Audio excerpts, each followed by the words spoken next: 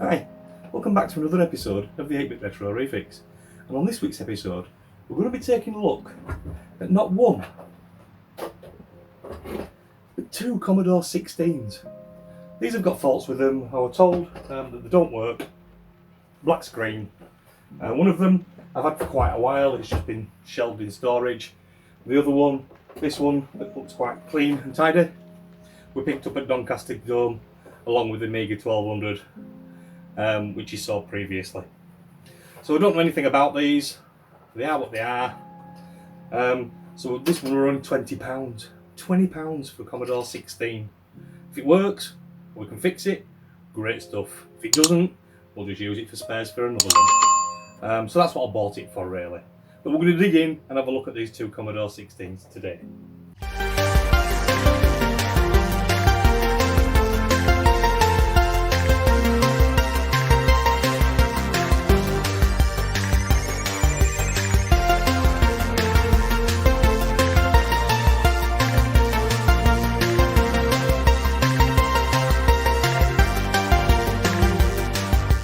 Here we are with the first C16. I have taken the keyboards off the tops of both of them just to save a little bit of time, but you all know it's only 3 screws across the bottom and you lift it up and unplug the keyboard, etc.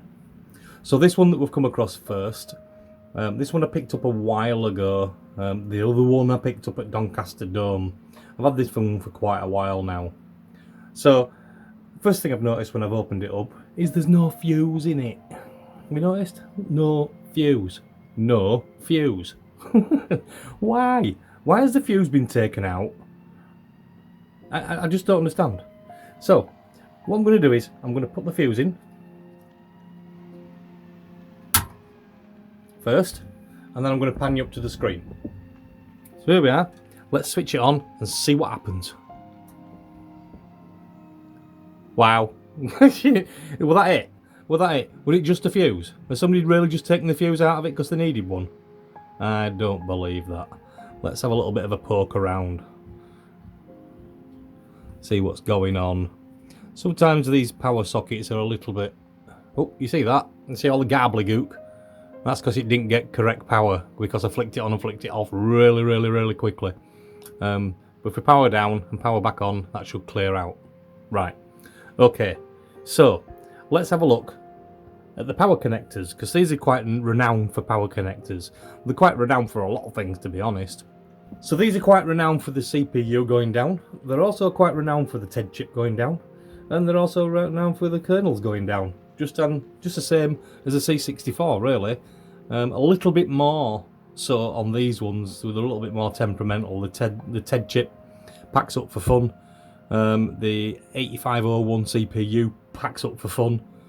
The power connector are really iffy on these. The power switches can be, I don't think they're as bad as the C64, but they certainly can be. So let's just give it a little bit of a wiggle on the power connector. So I'm just going to wiggle it now while you're on screen. That seems pretty good.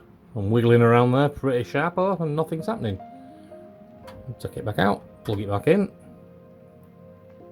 and it's straight back up. Yeah, it can't be just a fuse. Let's try the reset button. Reset button works fine. You see that? All I did then is spin the fuse. I'll switch it off and do it again, look. And I'll spin the fuse. Sometimes it will, sometimes it won't. It depends, I might have scratched it all off and it might be making good contact now.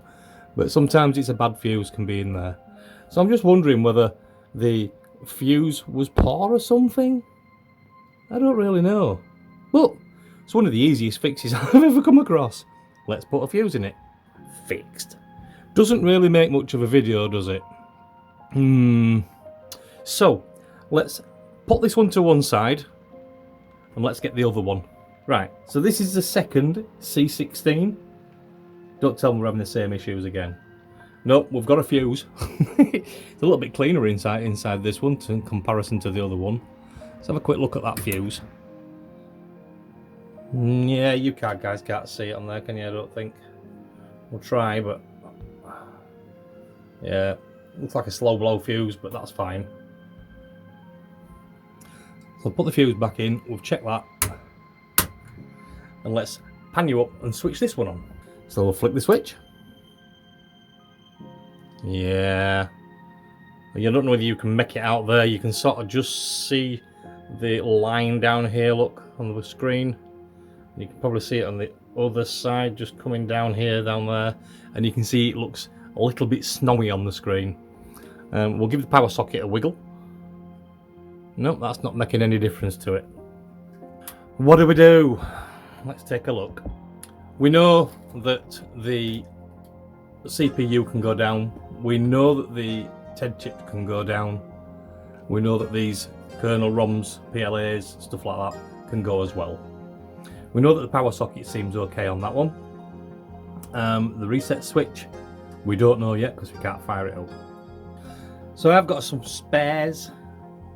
So I should have one of everything, including the diagram that we created on one of the other C16 repair videos. So what I'm going to do first, I think, is let's go for the CPU, because they're quite common. So let's pull that CPU. So that CPU is it's an 8501R1. So that's one we've pulled, and we've got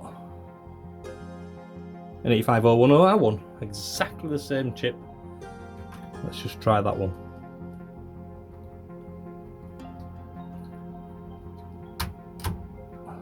If I like the switch. Really? Is that all it was? CPU? Wiggle the power socket? No, seems fine. So, we had a fuse in the other one, and we've had an 8501 chip. What I am going to do, because I only have one of these chips left, and they are awfully expensive on eBay. I'll stick a picture up and you can have a look. The 8501s are going for around about £50–60. But you can get 6501 to 6510 CPU converter plate. Stick a picture up again, you can have a look. Replacement ROM, you need to replace the ROM as well. So the C16 and the +4 will work as before. The only thing is that you'll have lost the ability for the computer to stop the tape deck, which is not a problem for most games, as once they have loaded, the tape will simply go to the end and stop anyway. If a program requires further loading, then you must stop the tape manually. On the underside, there's a motor link at the bottom, which you can stick a diode in. I'll put a picture up for you.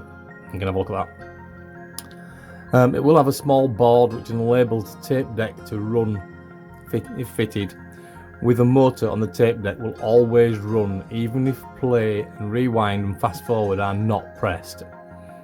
In most cases, this is not a problem. If you don't have a tape deck plugged in, then it doesn't matter. The diode can be added to the motherboard on the C16 and the +4, which will enable the motor to only run when played. Fast forward, rewind are pressed. It's a simple 1N4001 or similar should just work fine, and that's between pins 5 of the U9 and the 7406 chip. So I've ordered that plate, and I'm going to build that plate, and we'll create a ROM and we'll put that link in a further video. That was really easy. I was expecting a lot more. The TEDs usually pack up really easily, and I don't get it. But hey ho, we've now got 2 Commodore 16s. Well, wow, I wasn't really expecting them to be that kind of easy fixes. So what we're going to do in another video is, I've ordered that 8501 converter to 6510. I've downloaded the EEPROM that I need for that, and I've got the diodes anyway, so we can sort that one out, and I'll do that on a future video. But absolutely fantastic stuff. They are both up and running. The CPUs are getting very expensive now, as I said earlier. They're about £50–60 just for the CPU chip. It's crazy. But thanks for watching. Please hit the subscribe, hit the bell, drop us a comment. If you've got an 8501 chip, great stuff, drop me a comment, let's see if we can get that from you and install it, because I do like to keep things original. So thanks again for watching another episode of the 8-Bit Retro Refix. It's bye for now. Bye!